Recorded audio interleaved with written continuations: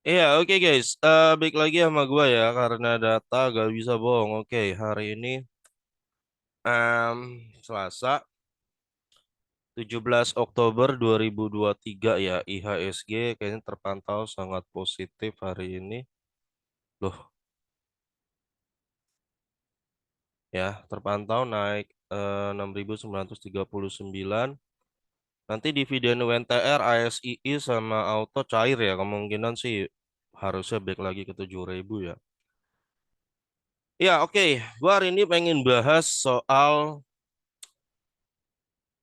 mad money ya, konsep mad money nya Benjamin Graham dan kenapa angkanya itu harus 10%.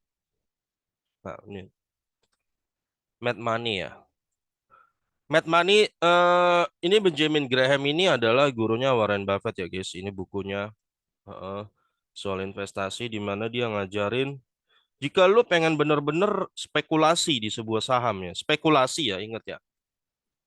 Spekulasi sesuatu yang sifatnya gambling yang nggak bisa diprediksi ya. Tapi mungkin ya secara berapa hal bisa membuat tujuan. Oke, ya. Nah, ini yang kita sebut Benjamin Graham bilang namanya mad money. Ya, mad money. Ya. Benjamin Graham mengajarkan di bukunya, kalau lu memang pengen gambling, ada hal-hal yang lu pengen spekulasi gitu ya.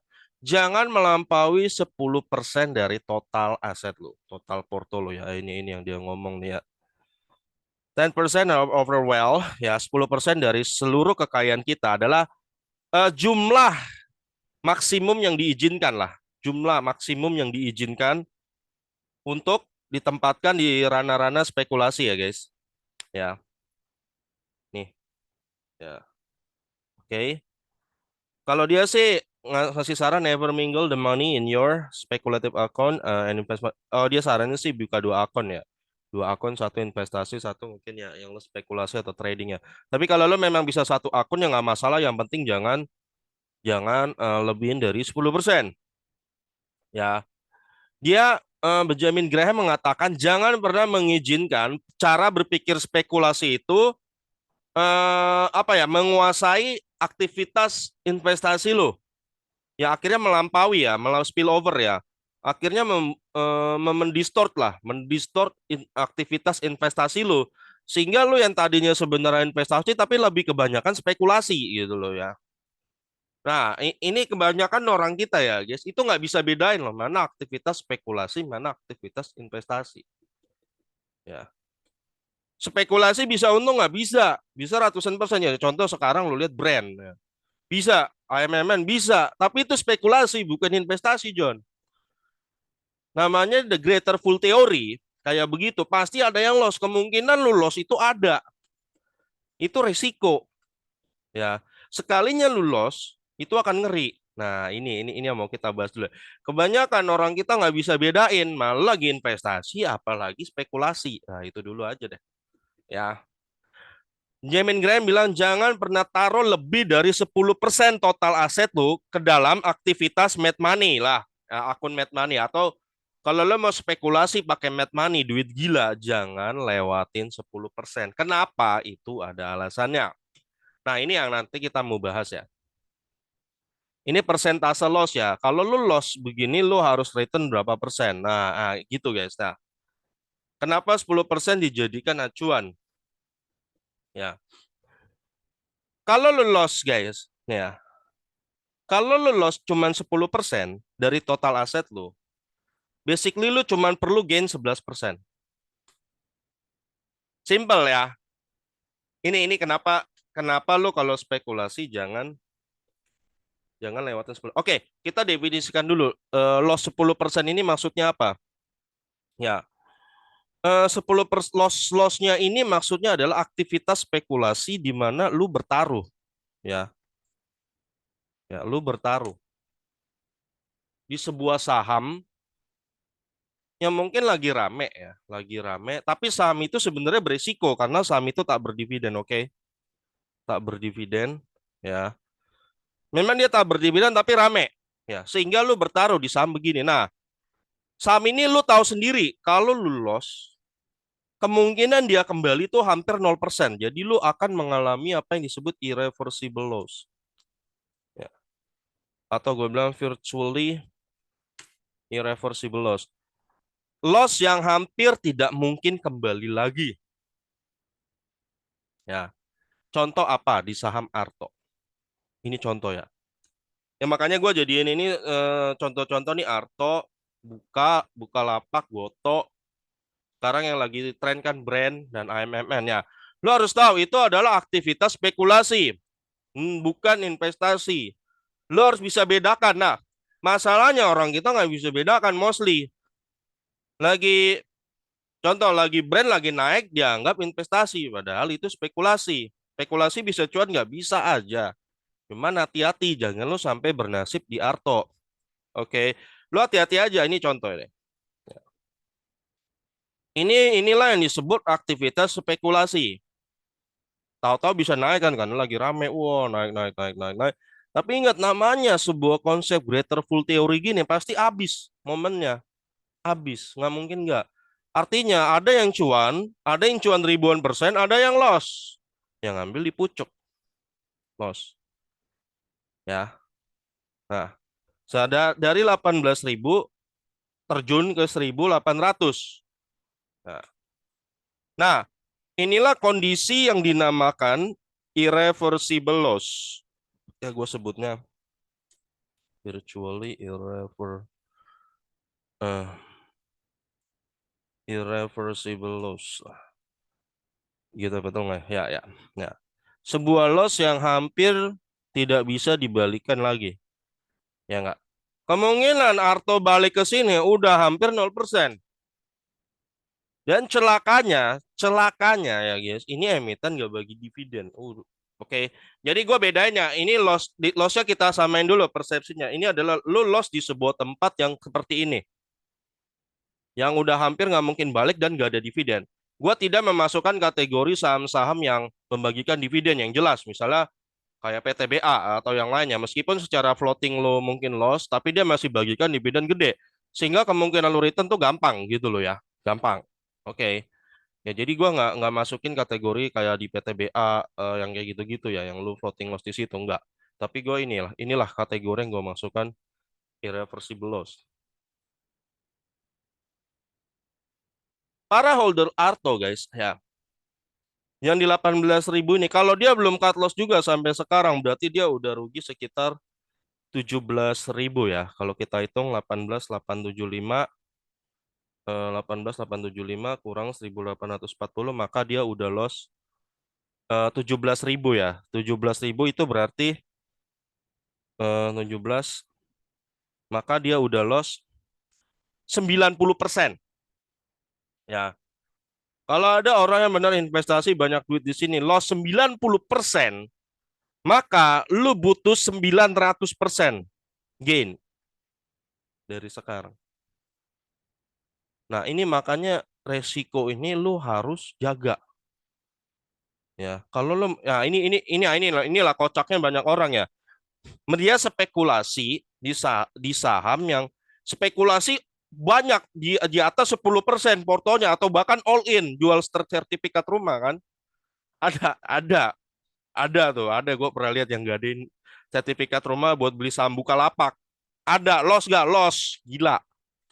Ya, kalau nggak salah dia taruh 500 JT, mau loss floating loss waktu itu gue sempet lihat udah 250 juta, udah floating loss. Lu mau nunggu tuh Bukalapak balik ke sana, nggak tahu kapan. Itu lu jangan, ya ini jangan sampai lu nyangsang di posisi itu. Nah, seperti yang tadi, lu di Arto loss 90%, lu butuh 900% gain dari total lu sekarang, aset lu. Gila nggak lu? Ya, lu 900 gain tuh butuh berapa tahun, guys? Nah, ingat ya guys, ini kisah nyata loh guys. Ya orang bisa lo 90%. Kalau lo 90%, lu bukan 90% gain buat balikin enggak. 900%. Nah, nah kenapa pakai Benjamin Graham suruh lu 10% maksimal untuk lu masuk di aktivitas yang istilah kata bet spekulasi gini lah ya. Lu yang lagi mainan di brand, yang lagi mainan di AMMN atau lagi apa tuh? Spekulasi di Goto juga kan. Ini kan orang orang lagi nebak-nebak nih. Wah, gue pengen nih ngambil Goto di rendah, di gocapnya ya supaya untung gede. Nah, aktivitas-aktivitas kayak gitu yang namanya spekulasi, jangan melampaui 10% dari total aset lo. Kenapa? Karena sumpama lu spekulasi misalnya di brand ya, dan ternyata lu fail, lu kalah istilahnya, lu cuman butuh 11% untuk gain. Oke, dari total 90% lo. Jadi lo udah amanin 90% porto lo adalah di porto-porto yang jelas. Kuat membagikan dividen rutin semua. Nah, biasanya 11% itu cuma butuh setahun atau bahkan kurang dari setahun sometimes. Untuk return balik gampang. Gitu loh ya. Jadi 11% lo dapat return umumnya setahun. Setahun udah balik dari dividen aja udah balik, belum dari capital gain, udah balik. Nah, kalau lo udah sempet kalah di sini udah jangan spekulasi dulu lagi udah. Biarin aja sampai dia balik dulu gitu. Ya. Nah, masalahnya kalau lu udah mulai loss 20%, ya, lu butuh 25% untuk return. Misalnya lu betting 25% lu total porto lu buat saham spekulasi yang berbau spekulasi. Ya. Ternyata lu salah, gagal, kalah. Ya, artinya lu butuh 25% untuk return. Nah, 25% umumnya lumayan lama. Biasanya paling cepat 2 tahun, biasanya. Paling cepat 2 tahun ya. Kalau hoki oke lah bisa setahun kalau lo hoki ya. Tapi kalau lo umumnya 2 tahun cukup lama itu ya. Makanya Benjamin Graham ngasih lu patokan 10%. Jangan jangan lewatin lagi di atas itu bahaya. Lu margin safety lu tuh apa ya? Manajemen resiko lu tuh udah bahaya gitu kalau menurut gua. Apalagi kalau lu total portfolio loss 30%, lu butuh 43% gain, John. Untuk balikin lagi ke posisi semula lu. Ya nggak? 43% itu bisa berapa tuh ya? Betul lah kalau hoki setahun bisa. Tapi mostly ya 3-4 tahun itu. 3 tahun lah. 3 tahun lah. Apalagi lu loss 40%. Lu butuh 67%. Lu loss 50% dari total porto lu ya.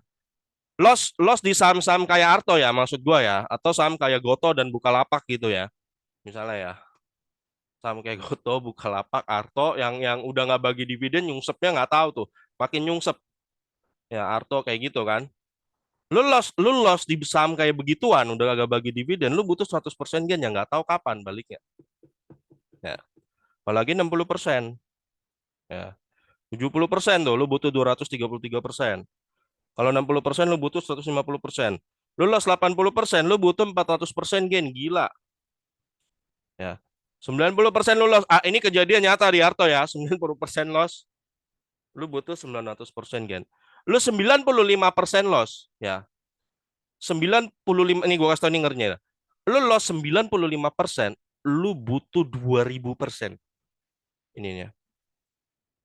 Ya, ya. Lu butuh 2000%. Ini nih di saham Arto kalau dia jeblos lagi ke 900 ya. Berarti kan 18.575 dikurang 900. Berarti kan 17.675 kan? Lu bagi aja tuh. Nah, lu bagi. Ini 95% nih kalau Arto jebol ke 900 ini ya.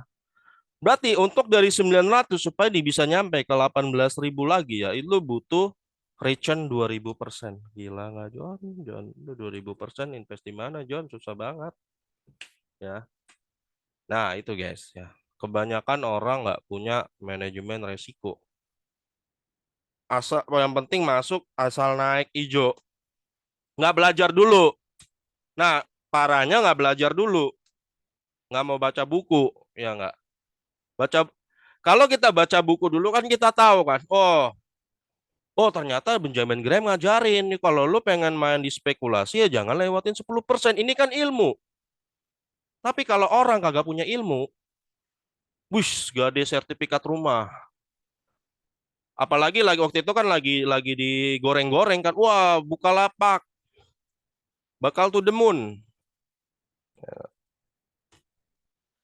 Saham Bukalapak bakal to the moon.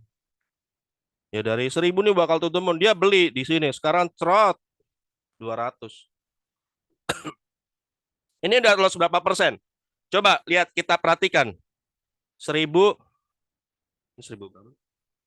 1000 ya. Oke, 8 berarti kan dia udah loss 800-an ya. 800 ke 1000 berarti ini contoh, ini banyak John kasus begini John, serius. Banyak. Loss 80% John. Ya. Jadi kalau dia taruh 500 juta hasil gade rumah, terjadi nggak terjadi nih? Terjadi. Nggak gue karang-karang, 500 juta. Maka dia udah loss 400 JT. Ya. 400 JT ya. Duit dia tinggal 100 juta. Kalau lu udah loss 80%, lu butuh gain 400% dari 100 juta sekarang. Nyesek lah lo. Nyesek banget ya. Cuman gara-gara apa, orang nggak mau memperbanyak ilmu dulu gitu loh. Ilmu investasi nggak mau diperbanyak. Ya, yang taunya di pikiran pertama masuk bursa adalah gimana caranya beggar dalam waktu singkat, sesingkat-singkatnya. Ya. Ya.